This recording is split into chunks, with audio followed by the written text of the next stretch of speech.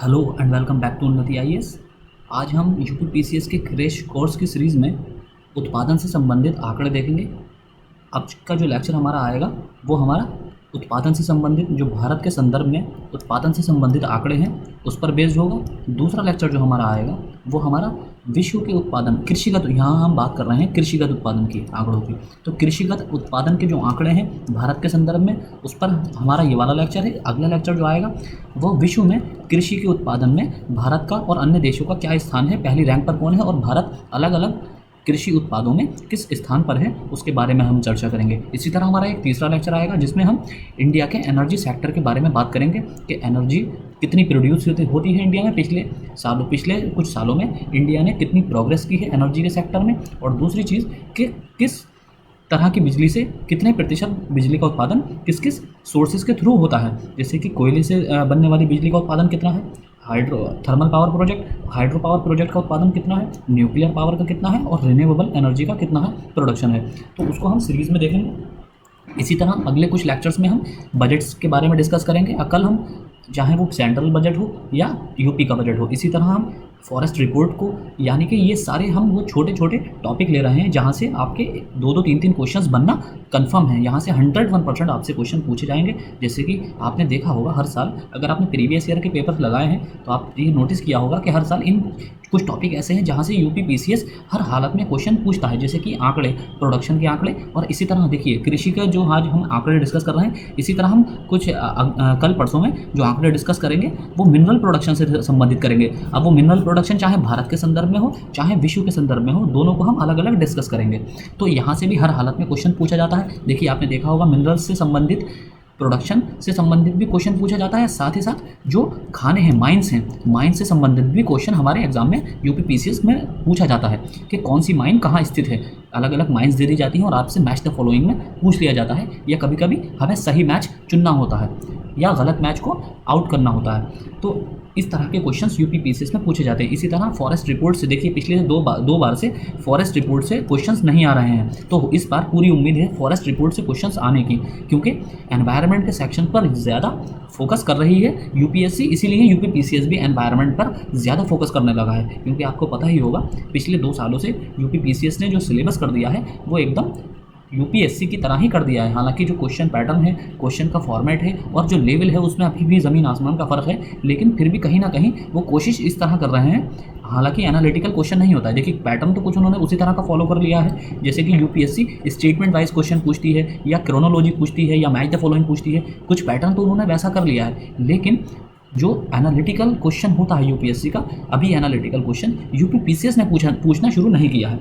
और दूसरी चीज़ एक ये है कि इसी तरह आपने देखा होगा अभी पिछले 2 या 3 महीनों में जो यूपी पीसीएस द्वारा अलग अलग एग्ज़ाम्स कराए गए हैं, अलग अलग पोस्ट के लिए, अलग अलग वैकेंसीज़ के लिए, जैसे कि जीआईसी लेक्चरर है, एलटी ग्रेड है, आश्रम पद्धति है। यहाँ का अगर आपने जनरल स्टडीज़ का पेपर देखा होगा, जीएस का पेपर देखा होगा, तो आपने एक चीज़ नोटिस की होगी कि यूपी पीसीएस अब स्टेट स्पेशल पर भी फोकस कर रहा है। ये आप पिछले कुछ सालों के एग्जाम्स में देख सकते हैं, पिछले साल के यूपी पीसीएस प्री के एग्जाम में भी देख सकते हैं। तो अब यूपी पीसीएस ने बच्चों की बहुत ज़्यादा डिमांड की वजह से, जैसे कि आपको पता है अलग अलग राज्यों के बच्चे सेलेक्ट हो रहे हैं, उनका कंपेरेटिवली रेशो सिलेक्शन प्रोसीजर में ज़्यादा हो गया है। इस वजह से यूपी पीसीएस ने अब फोकस करना शुरू कर दिया है स्टेट स्पेशल को, ताकि जो रेजिडेंस जिनका यूपी का है उनको ज़्यादा फ़ायदा हो, यानी कि उनकी तरफ टिल्टेड हो पेपर।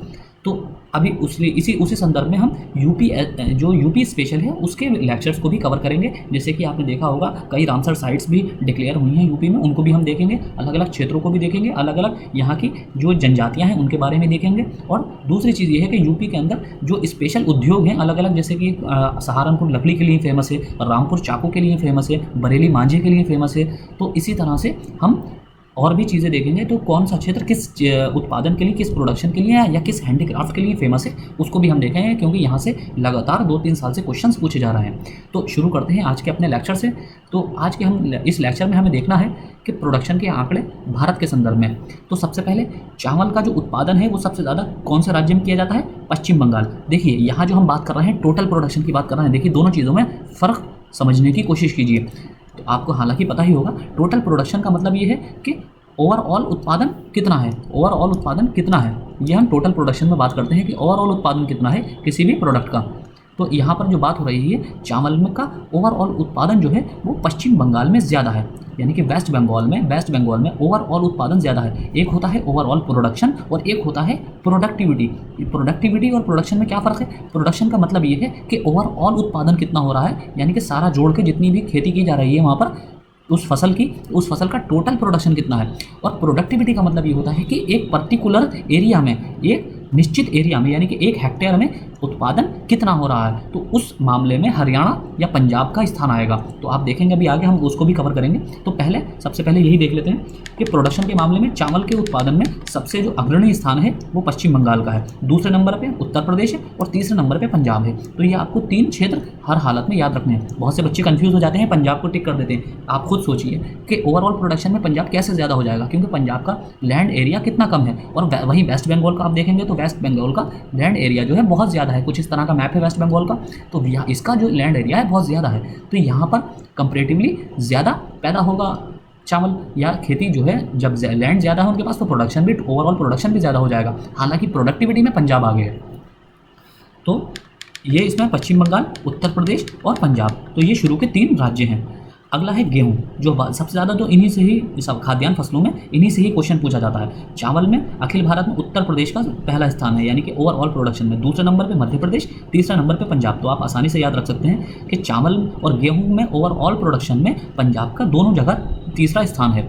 और इसमें चावल के प्रोडक्शन में, ओवरऑल प्रोडक्शन में उत्तर प्रदेश दूसरे स्थान पर है और गेहूं में उत्तर प्रदेश पहले स्थान पर है, जैसे कि आपको पता ही होगा। तो यहाँ पर उत्तर प्रदेश में सबसे ज़्यादा गेहूं का उत्पादन होता है। अब है मक्का में कर्नाटक। देखिए मक्का जो है ये शुष्क क्षेत्रों में भी उगाई जा सकती है, जैसे मक्का है, ज्वार है, बाजरा है, ये शुष्क क्षेत्रों की फसलें हैं। तो जहाँ पर सिंचाई की सुविधा अच्छी नहीं होती, तो आप देख सकते हैं जो शुष्क क्षेत्र कौन से हैं, जो मध्य प्रदेश के कुछ क्षेत्र हैं या कर्नाटक के क्षेत्र हैं या राजस्थान के क्षेत्र हैं। तो यहाँ पर ऑटोमेटिकली आप अंदाज़ा लगा सकते हैं अपने ऑप्शन से भी कि किस क्षेत्र में ज़्यादा उत्पादन हो सकता है, कि किस क्षेत्र में ज़्यादा इन चीज़ों को ग्रो किया जाएगा, जहाँ पर पानी की जिन फसलों को पानी की ज़रूरत नहीं होती है ज़्यादा। तो मक्का को इतनी फसल की ज़रूरत नहीं होती है कंपेरेटिवली। तो यहाँ पर कर्नाटक का प्रथम स्थान है, दूसरे नंबर पर मध्य प्रदेश है और तीसरे नंबर पर तेलंगाना है। तो ये शुरू के 3 स्टेट हैं। इसी तरह ज्वार में कर्नाटक का पहला स्थान, महाराष्ट्र, फिर तमिलनाडु। इसी तरह बाजरा में राजस्थान का पहला स्थान है। देखिए बाजरा भी एक मोटे अनाजों में आता है। मोटे अनाजों में दूसरी चीज़ है, इसको भी ये शुष्क क्षेत्र की फसल है। तो राजस्थान पहले स्थान पर, दूसरे स्थान पर उत्तर प्रदेश और तीसरे स्थान पर हरियाणा। देखिए उत्तर प्रदेश का वो स्थान जो कि शुष्क क्षेत्र में आता है, जैसे कि पश्चिमी यूपी का। और दूसरी चीज़ ये है कि जो साउथ यूपी है, यानी कि सोनभद्र का एरिया, तो ये सारे शुष्क क्षेत्र हैं। तो यहाँ पर ज़्यादा बाजरा पैदा होती है। फिर है अब कुल जो मोटे अनाज हैं उसमें राजस्थान पहले स्थान पर, दूसरे नंबर पे कर्नाटक और तीसरे नंबर पे मध्य प्रदेश। ये उत्पादन की बात हो रही है, उत्पादन यानी कि टोटल प्रोडक्शन में। अब आगे है इसमें चने में राजस्थान का पहला स्थान है, महाराष्ट्र आपका दूसरा और मध्य प्रदेश तीसरा। यानी कि अब ये जो है ये दालों की बात हो रही, ये दालें हैं टोटल दालें। अब है तूर, अरहर में कर्नाटक का पहला स्थान, महाराष्ट्र और फिर उत्तर प्रदेश का तीसरा स्थान। फिर कुल दालों में राजस्थान का पहला स्थान है। देखिए याद रखिए ये कुल दालों में राजस्थान का पहला स्थान है, दूसरे नंबर पे महाराष्ट्र और तीसरे नंबर पे मध्य प्रदेश है। कुल खाद्यान्न उत्पादन में, यानी कि ओवरऑल खाद्यान्न का मतलब ये है कि अब जितनी भी वो है फसलें और प्लस दालें, तो खाद्यान्न उत्पादन में आपकी खाद्य फसलें और दालें दोनों मौजूद हैं। तो इसमें उत्तर प्रदेश पहले स्थान पर, दूसरे नंबर पर मध्य प्रदेश और तीसरे नंबर पर पंजाब। तीसरे नंबर पर कौन है? पंजाब है, पंजाब का स्थान आता है। अब है तिलहन फसलें कौन सी है? मूंगफली, जैसे जो जिनसे तेल निकलता है, ऐसी फसलें तिलहन कौन सी फसलें होती हैं? यानी कि ऑयल सीड्स जिनसे ऑयल निकाला जाता है, जैसे मूंगफली में गुजरात में का पहला स्थान है, राजस्थान का दूसरा और तमिलनाडु का तीसरा स्थान। अब रेपसीड और सरसों, इसमें राजस्थान का पहला स्थान है, हरियाणा का दूसरा और उत्तर प्रदेश का तीसरा। तो ये आप आसानी से याद रख सकते हैं। सोयाबीन में मध्य प्रदेश पहले स्थान पर है, महाराष्ट्र दूसरे स्थान पर और राजस्थान तीसरे स्थान पर। इसी तरह सूरजमुखी में कर्नाटक पहले स्थान पर है, ओडिशा दूसरे स्थान पर और बिहार तीसरे स्थान पर सूरजमुखी में। और कुल तिलहन उत्पादन में राजस्थान का पहला स्थान है। देखिए याद रखिए, कुल तिलहन उत्पादन में राजस्थान जो है पहले स्थान पर है, राजस्थान पहले स्थान पर है। दूसरे नंबर पर गुजरात दूसरे नंबर पे और तीसरे नंबर पे मध्य प्रदेश। तो राजस्थान का तिलहन उत्पादन में पहला स्थान है और ओवरऑल खाद्यान्न फसलों में उत्तर प्रदेश का पहला स्थान है, मध्य प्रदेश का दूसरा और पंजाब का तीसरा। इसी तरह जो मोटे अनाज में भी राजस्थान पहले स्थान पर है। तो राजस्थान 2 जगह पहले स्थान पर है, एक मोटे अनाज में पहले स्थान पर है और कुल तिलहन फसलों में पहले स्थान पर है। अब है नकदी फसलें, यानी कि कैश क्रॉप्स। तो कैश क्रॉप्स में देख लेते हैं, ये भी यहाँ से भी क्वेश्चन ज़रूर पूछ लिया जाता है। गन्ने में सबको पता होगा उत्तर प्रदेश पहले स्थान पर है, महाराष्ट्र दूसरे स्थान पर है और कर्नाटक तीसरे स्थान पर। इसी तरह कपास में गुजरात पहले स्थान पर, फिर तेलंगाना और तीसरे नंबर पर महाराष्ट्र। जूट और मेस्ता, जूट का आपको पता होगा कि जूट की जो खेती होती है वो ज़्यादातर जो पश्चिम बंगाल के एरिया में होती है। तो पश्चिम बंगाल और बिहार का और उड़ीसा का जो एरिया है असम का, तो वहाँ पर ज़्यादा होती है, तो इसलिए पश्चिम बंगाल पहले स्थान पर है, बिहार दूसरे स्थान पर और असम तीसरे स्थान पर। ये आपने एनसीईआरटी में भी पढ़ा होगा कि वहाँ पर ज़्यादा खेती होती है। अब आलू में सबको पता है कि यूपी पहले स्थान पर है, पश्चिम बंगाल दूसरे स्थान पर और बिहार तीसरे स्थान पर। अब इसमें प्याज देख लेते हैं। प्याज में महाराष्ट्र पहले स्थान पर, मध्य प्रदेश दूसरे पे, कर्नाटक तीसरे पे।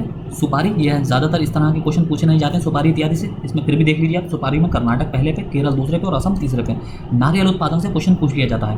नारियल में केरल पहले स्थान पर है, कर्नाटक दूसरे पर और तमिलनाडु अब तीसरे पर आ गया है, पहले तमिलनाडु दूसरे स्थान पर था। काजू में महाराष्ट्र पहले पर, आंध्र प्रदेश दूसरे पर और ओडिशा तीसरे पर। और कुल फल उत्पादन में आंध्र प्रदेश पहले स्थान पर, महाराष्ट्र दूसरे स्थान पर, उत्तर प्रदेश तीसरे स्थान पर है। देखिए कुल फल उत्पादन में उत्तर प्रदेश तीसरे स्थान पर है, याद रखिए उत्तर प्रदेश का तीसरा स्थान है और आंध्र प्रदेश का पहला स्थान है। कुल सब्जी उत्पादन में पश्चिम बंगाल का पहला स्थान है, उत्तर प्रदेश का दूसरा स्थान है। पहले उत्तर प्रदेश पहले स्थान पर था, अब उत्तर प्रदेश दूसरे स्थान पर आ गया है, ये याद रखिए। पश्चिम बंगाल पहले स्थान पर है कुल सब्जी उत्पादन में और मध्य प्रदेश तीसरे स्थान पर। अब मसालों में आपको पता होगा मध्य प्रदेश पहले पर, राजस्थान दूसरे पर और गुजरात तीसरे स्थान पर। फिर काजू उत्पादन में हमने देख लिया था अभी, महाराष्ट्र पहले पर, आंध्र प्रदेश दूसरे पर और ओडिशा तीसरे पर। नारियल का भी हमने देखा, प्याज का हमने देखा और आलू का भी हमने देख लिया। आलू में उत्तर प्रदेश पहले पर, पश्चिम बंगाल दूसरे पर और बिहार तीसरे स्थान पर। अब है प्रमुख फसलों का उत्पादन, सकल क्षेत्र और उत्पादकता, यानी कि जितनी भी प्रमुख फसलें हैं उनका प्रोडक्शन, उनका टोटल जो कल्टीवेटेड एरिया है और प्लस उनकी प्रोडक्टिविटी, किस फसल की कितनी प्रोडक्टिविटी है। तो ये खाद्यान्न फसलों में सबसे पहले खरीफ की जो फसलें हैं वो देख लेते हैं। उसमें जो उत्पादन है वो कितना है, 143 मिलियन टन। एरिया कितना है, 70.8 मिलियन हेक्टेयर और टोटल किलोग्राम पर हेक्टेयर कितना उत्पादन है, 2025। ये आपके लिए इतना इंपॉर्टेंट नहीं है हालांकि। अब हम इसमें आगे देखते हैं जो फसल क्षेत्र में शीर्ष राज्य हैं, यानी कि सबसे ज़्यादा फसल क्षेत्र जो है जिन फसलों का किन राज्यों में ज़्यादा है। तो खाद्यान्न फसलों में सबसे ज़्यादा जो फसल क्षेत्र जिस राज्य में सबसे ज़्यादा क्षेत्र पर फसलें उगाई जाती हैं खाद्यान्न, वो कौन सा है, उसमें पहले स्थान पर है उत्तर प्रदेश। यानी कि उत्तर प्रदेश एक ऐसा राज्य है जहाँ पर सबसे ज़्यादा एरिया पर खाद्यान्न फसलें उगाई जाती हैं। इसका एरिया कितना है, 19.49 मिलियन हेक्टेयर। अगर प्रतिशत में बात करें तो 15.73%। भारत का जितना भी जो एग्रीकल्चर एरिया है उसका 15% केवल उत्तर प्रदेश में ही उस पर खाद्यान्न फसलें उगाई जाती हैं। दूसरे नंबर पे मध्य प्रदेश है और तीसरे नंबर पे राजस्थान है। अब खाद्यान्न फसलों में अगर हम गेहूं की बात करें तो गेहूं में उत्तर प्रदेश में सबसे ज़्यादा जो कल्टीवेटेड एरिया है गेहूं का सबसे ज़्यादा उत्तर प्रदेश में है, उसके बाद मध्य प्रदेश में, उसके बाद पंजाब में। इसी तरह चावल में भी सबसे ज़्यादा उत्तर प्रदेश में है, पश्चिम बंगाल में दूसरा पर और तीसरा ओडिशा में। ज्वार के मामले में महाराष्ट्र पहले स्थान पर, दूसरे स्थान पर सबसे ज़्यादा एरिया कर्नाटक के पास है और तीसरे स्थान पर राजस्थान के पास। बाजरा में राजस्थान का स्थान पहले है, दूसरा उत्तर प्रदेश है और तीसरा महाराष्ट्र है। मक्का में मध्य प्रदेश पहला स्थान, कर्नाटक दूसरा और महाराष्ट्र तीसरा।